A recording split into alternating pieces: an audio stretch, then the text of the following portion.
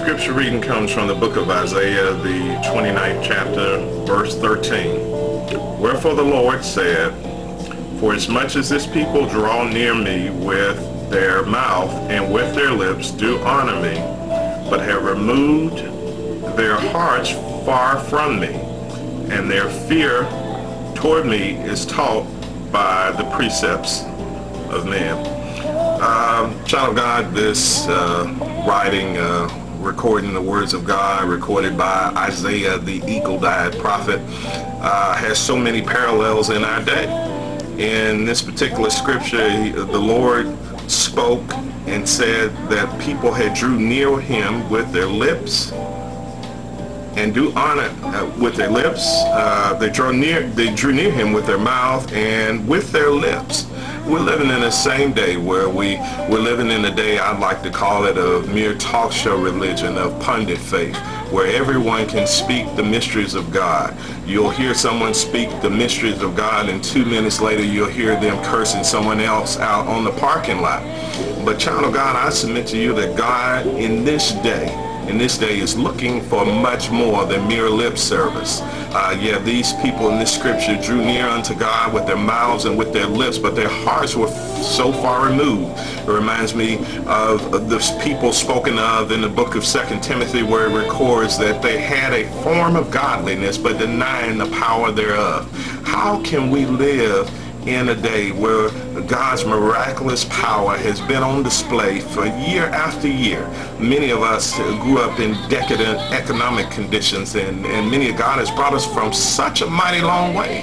Why does God have to prove something to us in 2008?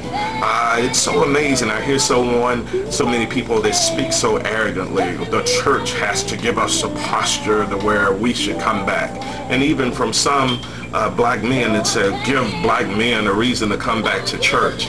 Well, child of God, I submit to you that we serve a God of limitless mercies, of a compassionate God, a God that looks to save at each and every turn. But I submit to you that we also serve a God of judgment. We serve a holy God, a righteous God, a God who's not only a jealous God, but his name is jealous. We serve a God that is not a whatever we'll do. I mean, that was the sin of Cain. Even before Cain killed Abel, Cain treated God as he was just ordinary. We serve a holy God, a God to be reverenced, a God to be worshipped.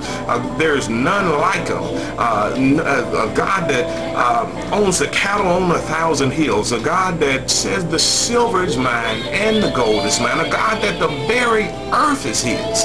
A child of God, we don't need to give God just a mere lip service. I was thinking about some of the people in Acts chapter 19 when it pins the story of the sons of Sceva, who had the formula right, who had the name right, but they didn't have the relationship.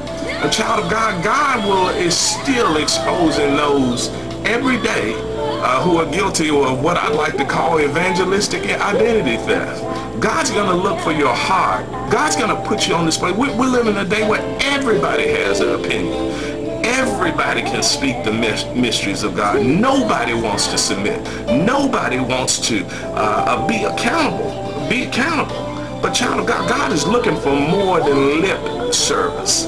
I submit to you that one act of obedience is better than 100 sermons. God's looking for a lifestyle to match. We can talk a good game, but can we live a good game?